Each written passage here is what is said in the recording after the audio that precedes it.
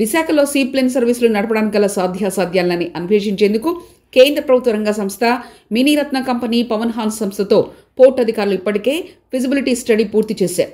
200 హెక్టార్లతో 6 బెర్తుల్లో విస్తరించిన అన్ని outer harbour వద్ద నిర్మించనున్న క్రూజ్ టెర్మినల్ బిల్డింగ్ ప్రాంతాన్ని సీప్లేన్ కోసం వినియోగించవచ్చని ఫిజిబిలిటీ స్టడీలో సూచించారు.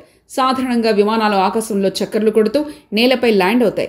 కానీ నేల మీద, నీటి మీద ల్యాండ్ అయ్యేలా తయారు చేసిన విమానాలనే సీప్లేన్ అని పిలుస్తారు. ఈ విమానాలు భూమిపైన, నీటిపైన కూడా టేకాఫ్ అవ్వగలవు. నీటి మీద ల్యాండ్ అవ్వడానికి స్కిడ్, నేలపై ల్యాండ్ అవ్వడానికి వీల్స్ ఉంటాయి.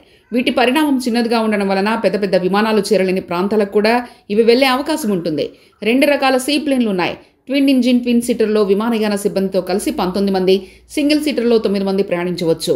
ట్విన్ సీటర్ గంటకు 290 కిలోమీటర్ల వేగంతోనూ, సింగిల్ సీటర్ 200 కిలోమీటర్ల వేగంతో నడపవచ్చు. వీటిని ఏరియల్ సర్వే తరహా కార్యక్రమాల కోసం నెమ్మదిగా నడిపితే, నిరంతరాయంగా 4 గంటల పాటు వేగంగా నడిపితే 2 గంటల పాటు సీప్లేన్లో విహరించవచ్చు. క్రూయిజ్ టెర్మినల్ భవనాన్ని సీప్లేన్ ఏరోడ్రమ్ ఏర్పాటు చేయాలని భావించారు.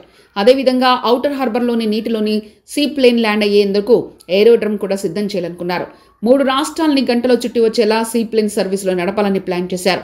విశాఖపట్నం పోర్టు నుంచి విజయవాడ, హైదరాబాద్, హుస్సేన్ సాగర్లోనూ, ఒడిశాలోని భువనేశ్వర్, చిలకా సదస్సుతో పాటు రాయ్పూర్లో కూడా విహరించేలా టూర్ చార్ట్ ప్రిపేర్ చేశారు. అదేవిధంగా డిమాండ్ బట్టి షిర్డీ, తిరుపతి వంటి ప్రముఖ దేవాలయ సందర్శనతో పాటు విశాఖ నగరాన్ని చుట్టేలా సిటీ రౌండ్ ట్రిప్ కూడా ఒక ప్లేన్ నడపాలని పోర్టు అధికారులు ఆలోచన చేశారు.